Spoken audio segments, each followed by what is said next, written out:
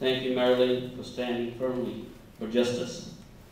Thank you, Sharon, for fighting for our future of all Americans. Good morning. Good morning. My name is Muhammad Zahid Chaudry. I am a member of One America. Thank you for letting me share my story with you. As an American soldier, I have great respect for our flag and everything that it stands for.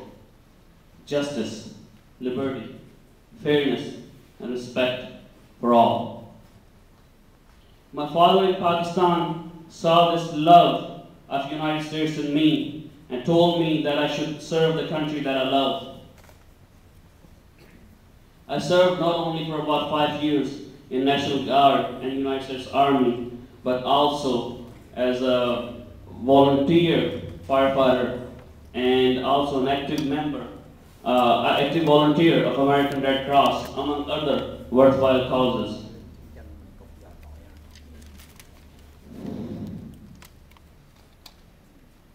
While in service for the American people, I received injuries which make me use the wheelchair today. As you can see for yourself, I have truly given my body and heart to America.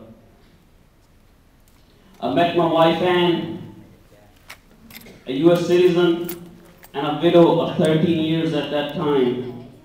Our dream was simple, to live together happily, to achieve the American dream.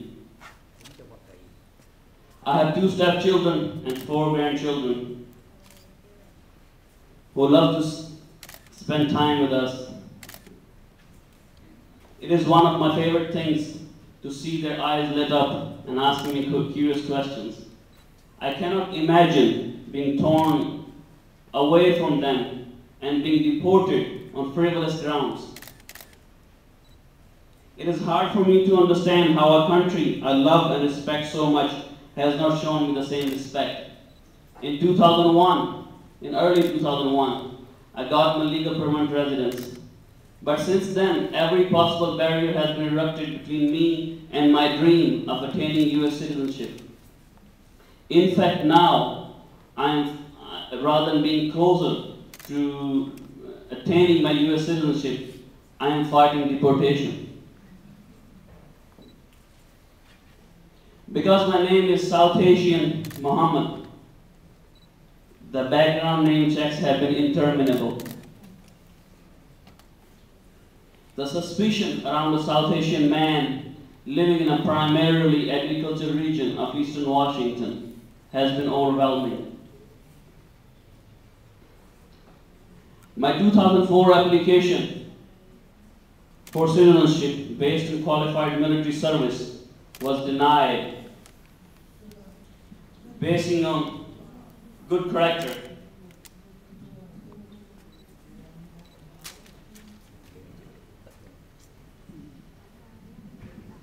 That I lack good character. I tried to fill out all the forms to the best of my ability and understanding. In fact, I even included on my application a misdemeanor from Australia from over 15 years ago that I did not even commit or wasn't even asked to pay a fine. I thought it was important to be honest. I also learned that a bureaucratic glitch on my application to the Volunteer Police Reserve is turned and used against me. As my history of service shows, I want to join the Volunteer Unpaid Police Reserve to serve my community, which I hope would be further evidence of my honorable intentions to serve my community.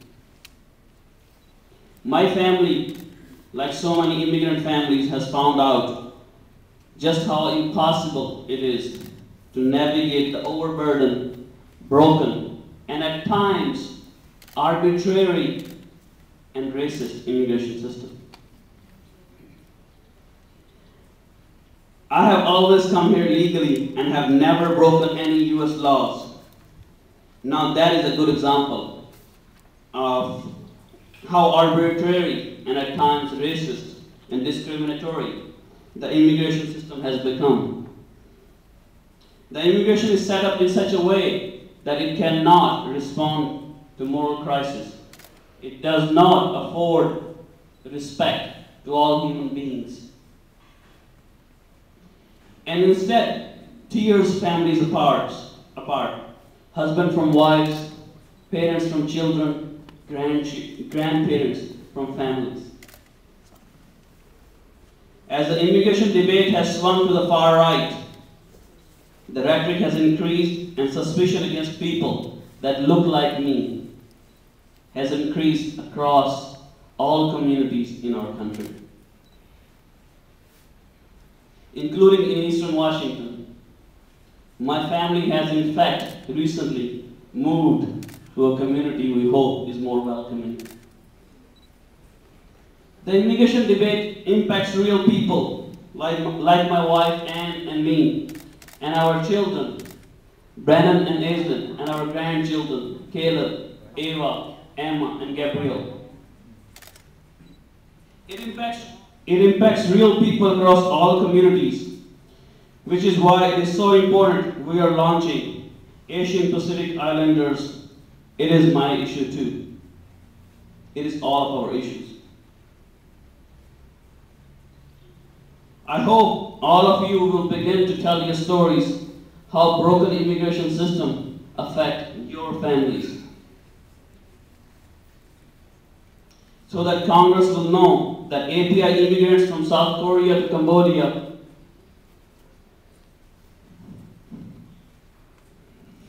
from China to Samoa, are fighting for immigration reform for our communities, and that it has never been more urgent for our elected leaders to move forward with immigration reform. Thank you.